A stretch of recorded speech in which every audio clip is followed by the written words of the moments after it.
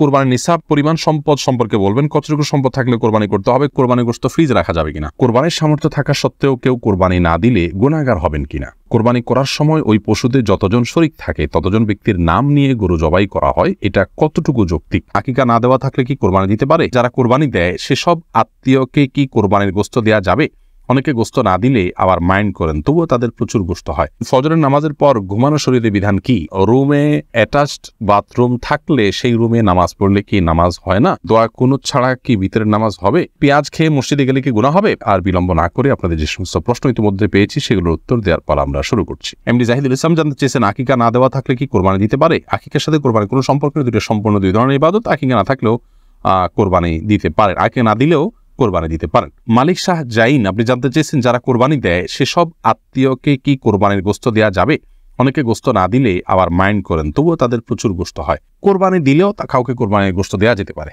কারণ আল্লাহ রাব্বুল আলামিন কোরবানির গোশত সম্পর্কে কোরআন কারীমের একাধিক জায়গায় বলেছেন যে নিজে খাও এবং যারা অভাবী নন তাদেরকে অন্য মানুষদেরকেও দাও, যারা অভাবী মানুষের কাছে চায় তাদেরকেও দাও।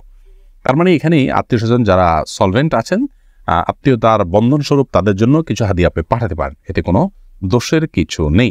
ফাহাদ ফাতেমা জানতে চেয়েছেন ঘুমের কারণে ফজরের নামাজের সময় উঠতে না পারলে যখন ঘুম ভাঙবে সাথে সাথে কি নামাজ পড়ে নিতে হবে নাকি ফ্রেশ হয়ে আস্তে ধীরে পড়া যাবে। এক্ষেত্রে রাসূল আকরাম সাল্লাল্লাহু আলাইহি ওয়াসাল্লামের যে হাদিস রয়েছে সেটি হলো মান নামা আন সালাতিন আও নাসিহা ফালইউসাল্লিহা ইযা যাকারাহা ফাইন্না যালিকা ওয়াক্তুহা। যে ব্যক্তি ঘুমিয়ে পড়েছেন এবং ঘুমের প্রাবল্যের কারণে সালাত মিস হয়েছে কিংবা ভুলে গেছেন, এরকম ব্যক্তি যখন স্মরণ হবে অথবা ঘুম থেকে যখন জাগ্রত হবেন তখনই সালাত আদায় করবেন, সেটাই তার ওয়াক্ত। অবশ্যই তিনি ফ্রেশ হয়ে সালাত আদায় করবেন, ফ্রেশ হওয়া সালাত আদায় করতে পারবেন না, কিন্তু ফ্রেশ হওয়ার মানে এই নয় যে ঘন্টাকে ঘন্টা তিনি অন্য স্বাভাবিক কাজকর্ম করে বেড়াবেন আর সালাতকে বিলম্ব করবেন, বরং তার উচিত হবে খুব দ্রুততার সাথে ফ্রেশ হয়ে সালাত আদায় করে নেওয়া। এরপরে মাজারুল ইসলাম জানতে চেয়েছেন হারানো টাকা কি করব, মালিককে অনেক খোঁজাখুঁজির পরেও পাই নাই, যদি পরিমাণ অনেক অল্প হয় আপনি গরিব হলে আপনি নিজে খেয়ে ফেলতে পারেন অথবা অন্য কাউকে দান করে দিতে পারেন, আর যদি অনেক বেশি হয় তাহলে যথেষ্ট খোঁজাখুঁজি করার পর যথাযথ উপায়ে খোঁজাখুঁজি করার পর বিজ্ঞপ্তি দেওয়ার পর আশেপাশে ঘোষণা দেওয়ার পর কোনোভাবে পাওয়া না গেলে পাওয়ার আশা ছেড়ে দিলে আপনি এই টাকাটা কোনো গরিব দুঃখীকে দান করে দিতে পারেন।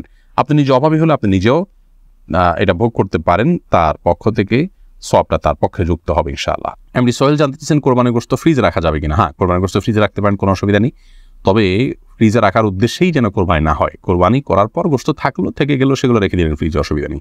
ইসমাইল দেওয়ান জানতে চেয়েছেন পেঁয়াজ খেয়ে মসজিদে গেলে কি গুনাহ হবে। পেঁয়াজ বলতে কাঁচা পেঁয়াজ যদি খান, কাঁচা পেঁয়াজ খেয়ে সেই অবস্থায় মসজিদে যাওয়া নিষেধ, হাদিসে স্পষ্ট নিষেধ আছে। তার কারণ হলো মসজিদে ফেরেশতা থাকে, অন্য মানুষরা আছেন, কাঁচা পেঁয়াজ খেলে মুখে দুর্গন্ধ হয়, সে দুর্গন্ধ নেই মসজিদে গেলে আশপাশের লোকদের কষ্ট হবে, ফেরেশতাদের কষ্ট হবে, সেজন্য হাদিসে নিষেধ আছে। অতএব কাঁচা পেঁয়াজকেও খাওয়ার পর ভালো করে মুখের দুর্গন্ধ দূর করে, সেটি অন্য কিছু খেয়ে হোক, ব্রাশ মেসওয়াক ইত্যাদি হোক, যেভাবে হোক অন্য কোনো উপায়ে মুখের দুর্গন্ধ দূর করে তারপর তিনি মসজিদে যাবেন। মিজানুর রহমান শামীম আপনি জানতে চেয়েছেন কোরবানির সামর্থ্য থাকা সত্ত্বেও কেউ কোরবানি না দিলে গুনাহগার হবেন কিনা। উত্তর হলো কোরবানির সামর্থ্য না থাকা সত্ত্বেও যদি কোরবানি না দেন তাহলে তিনি গুনাহগার হবেন। ইমাম আবু হানিফা রাহিমাহুল্লাহ তাঁর মত অনুযায়ী যেটিকে ফলো করে আমাদের দেশের বেশিরভাগ ওলামা ইকরাম, আর আরাবিয়ান স্কলারদের মধ্য থেকে সৌদি আরবের ওলামা ইকরাম বিশেষত, তাদের এক্ষেত্রে দৃষ্টিভঙ্গি ভিন্ন রকম। তারা মনে করেন কোরবানি এটি একটি সুন্নাহ আমল, যার কারণে কোরবানি যদি কেউ সামর্থ্য থাকার পরও না করেন তাহলে তিনি সুন্নাহ তরক করলেন, একটি সুন্নাতে মুআক্কাদা বা গুরুত্বপূর্ণ একটি সুন্নাহ তরক করলেন, সন্দেহাতীতভাবে তিনি ক্ষতিগ্রস্ত হলেন, কিন্তু তিনি বড় ধরনের কোনো গুনাহগার হলেন না। যেমনটি আমাদের ওলামা ইকরাম মনে করেন ওয়াজিব তরক করার গুনাহগার হবেন সামর্থ্যবান ব্যক্তি কোরবানি না দিলে। আমাদের ওলামা ইকরামের দলিলটি অত্যন্ত সমৃদ্ধ। এক্ষেত্রে নবী সাল্লাল্লাহু আলাইহি ওয়াসাল্লাম বলেছেন যে ব্যক্তি কোরবানি করার সামর্থ্য রাখে অথচ কোরবানি করল না, সেজন্য আমাদের ঈদগাহে না আসে। এবং এই মর্মে কাছাকাছি ধরনের ভাষ্য অনেকগুলো হাদিসে আসছে, যেই ভাষ্য থেকে বোঝা যায় যে নবী সাল্লাল্লাহু আলাইহি ওয়াসাল্লাম সামর্থ্যবানদেরকে কোরবানি করতে আবশ্যকভাবে নির্দেশ করেছেন এবং না করলে তার জন্য তিনি সতর্কবাণী দিয়েছেন। অতএব সামর্থ্যবানদের জন্য কোরবানি না করে থাকাটা অনুচিত হবে আমরা মনে করি। যদিও বিপরীত দিক থেকে যারা এটিকে সুন্নাহ মনে করেন তাদেরও দলিল হলো নবী আলাইহিস সালাম বিভিন্ন হাদিসে এটিকে সুন্নাহ বলে অভিহিত করেছেন, ইব্রাহিম আলাইহিস সালামের সুন্নাহ বলেছেন, তো সেই জায়গা থেকে তারা এটিকে সুন্নাহ বলেন। লামিয়া সুলতানা জানতে চেয়েছেন পরিবারের বাবা বড় ভাইয়ের সামনে মাথায় ওড়না না থাকলে কি পাপ হবে। না বোন, পাপ হবে না। আপনার বড় ভাই বা বাবার সামনে মাথার ওড়না না থাকলেও পাপ হবে না, কিন্তু ফিতনার এই যুগে যথাসম্ভব আপনি মাথার উপরে ওড়না বা কিছু দিয়ে রাখতে পারলে ভালো, কিন্তু আপনার চুল দেখা গেলে অবশ্যই পাপ হবে না, কোনো অসুবিধা নেই। ফাতেমা ইসলাম জানতে চেয়েছেন, রুমে অ্যাটাচড বাথরুম থাকলে সেই রুমে নামাজ পড়লে কি নামাজ হয় না? এটা কতটুকু সঠিক? না, এটা ভুল কথা। অ্যাটাচড বাথরুম থাকলে সেখানে নামাজ হবে না এমন কোনো কথা কোরআন অথবা হাদিসের কোথাও বলা হয়নি। এটা যদি কেউ বলে থাকে তাহলে সেটি তার পক্ষ থেকে অতিরঞ্জন অথবা মন গড়া কথা ছাড়া আর কিছু নয়। রাকিবুল ইসলাম জানতে চেয়েছেন, দোয়া কুনুত ছাড়া কি বিতরের নামাজ হবে? দেখুন, দোয়া কুনুত এটি বিতরের জন্য ওয়াজিব। অনেক ওলামা ইকরাম এটিকে সুন্নাহ বলেছেন, যেমন আরবিয়ান স্কলাররা, সৌদি আরবের ওলামা ইকরাম এটিকে সুন্নাহ বলেছেন। তো সাধারণ এবং স্বাভাবিক অবস্থাতে বিতরের নামাজ এটিতে দোয়া কুনুত পড়া উচিত এবং কোনো কারণ ছাড়া দোয়া কুনুত ছাড়া নামাজ পড়া উচিত নয়। হ্যাঁ, কেউ নমুসলিম হলেন, তিনি জানেন না, তাহলে তার জন্য জায়েজ আছে। বিকল্প হিসাবে তিনি যে কোনো দোয়া ওই জায়গায় দাঁড়িয়ে করলেন আল্লাহর কাছে, তাতে ইনশাআল্লাহ বিদিনিল্লাহ তার বিতিরের সালাত আদায় হয়ে যাবে, কিন্তু এটাকে নিয়ম বানিয়ে নেওয়া উচিত নয়। এরপরে যে প্রশ্ন আমি দেখতে পাচ্ছি, তাহলে এমডি সাইদুর রহমান আপনি জানতে চেয়েছেন, কোরবানি করার সময় ওই পশুতে যতজন শরিক থাকে ততজন ব্যক্তির নাম নিয়ে গরু জবাই করা হয়, এটা কতটুকু যৌক্তিক?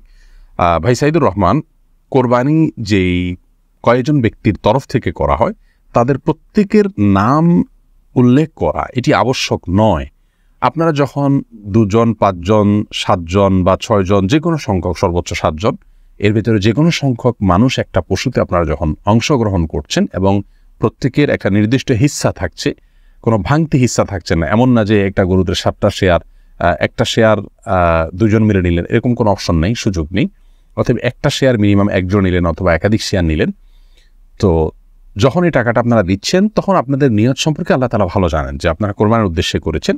এখানে আলাদা করে তাদের নাম উল্লেখ করতে হবে, জপতে হবে, এমনটি আবশ্যক নয়। যদিও কোরবানি করার পর এটি বলা সুন্নাহ যে আল্লাহ, এই কোরবানি যেটি হলো এটিকে অমুক অমুক অমুক ব্যক্তির তরফ থেকে আপনি কবুল করে নিন। এভাবে যদি উচ্চারণ করা যায় ভালো, আর না হলে এভাবে সংক্ষেপে বলা যেতে পারে, আল্লাহ, আমরা যারা এই কোরবানিতে শরীক হয়েছি তাদের সবার তরফ থেকে আপনি ঠিক কবুল করে নিন। আলাদাভাবে নাম জবাটা আবশ্যক নয়, যদিও পরে নাম উল্লেখ করে তাদের তরফ থেকে কবুলের দোয়া করা যেতে পারে এবং মুস্তাহাব, সেটি করলে ভালো। তাওহিদুল ইসলাম সজীব জানতে চেয়েছেন, গোপনাঙ্গের লোম পরিষ্কার করলে কি গোসল ফরজ হয়? না, এর সাথে গোসল ফরজের কোনো সম্পর্ক নাই।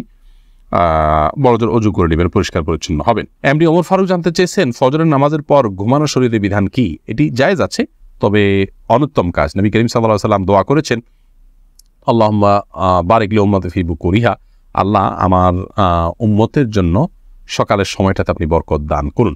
অতএব সকালের সময়টাতে না ঘুমানো উচিত বা উত্তম। কেউ অসুস্থ থাকলে ভিন্ন কথা, বৃদ্ধ হলে ভিন্ন কথা। তবে যদি কেউ ঘুমান, তিনি কোনো বড় গুনাহ করেছেন, অপরাধ করেছেন, এই লেভেলের সমস্যা নয়, অনুত্তম আর উত্তমের বিষয়টি এতটুকু। তাছাড়া নবী সাল্লাল্লাহু আলাইহি ওয়াসাল্লাম সকালে ঘুমাতেন না কখনো, সেজন্য এটি সুন্নতের খেলাফ। এরপরে নাইমুল হক আজাদ জানতে চেয়েছেন, কোরবানির নিসাব পরিমাণ সম্পদ সম্পর্কে বলবেন, কতটুকু সম্পদ থাকলে কোরবানি করতে হবে? কোরবানির নিসাব হলো যাকাতের নিসাব। একজন মানুষের কাছে 595 গ্রাম রূপা বা তার সমমূল্য যদি থাকে তাহলে তার উপরে কোরবানি বর্তাবে, এবং সেই নিসাবটি হলো বর্তমান বাজার মূল্য হিসাব করলে আপনার 595 গ্রাম রূপার যে মূল্য আছে সেটি হয়তো 40 বা 50 হাজার টাকা বা তার কাছাকাছি ফিগারে থাকবে। অতএব আপনি কোরবানির নিসাব, যেটা যাকাতের নিসাব, সেটিকেই ধরে নেবেন। যদিও এর আগে আমরা শুরুতেই বলেছি যে কোরবানি যে ব্যক্তি করার সামর্থ্য রাখেন তার উপরে কোরবানিটি বর্তায়, এর জন্য নিসাব কোনো আবশ্যক নয়, এমনটি মত দিয়েছেন সৌদি আরব ওলামা ইকরাম এবং অন্যান্য মাযহাবে। হানাফি মাযহাব বা আমাদের ওলামা ইকরাম বা আমাদের দেশে যে স্কুল অফ থট ওলামা ইকরাম ফলো করে থাকেন, সেটিতে আপনার আপনার যাকাতের নিসাব হলে তখন কোরবানি আবশ্যক হবে বা বর্তাবে। যেহেতু এটি একটি দ্বীনি প্রোগ্রাম, কোরআন এবং হাদিসের ইলম ভিত্তিক প্রোগ্রাম, অতএব এই প্রোগ্রামটি অন্যদেরকে দেখার সুযোগ করে দেওয়ার নিয়তে শেয়ার এবং ওয়াচ পার্টি করুন এবং অফুরন্ত সওয়াবের ভাগীদার হন।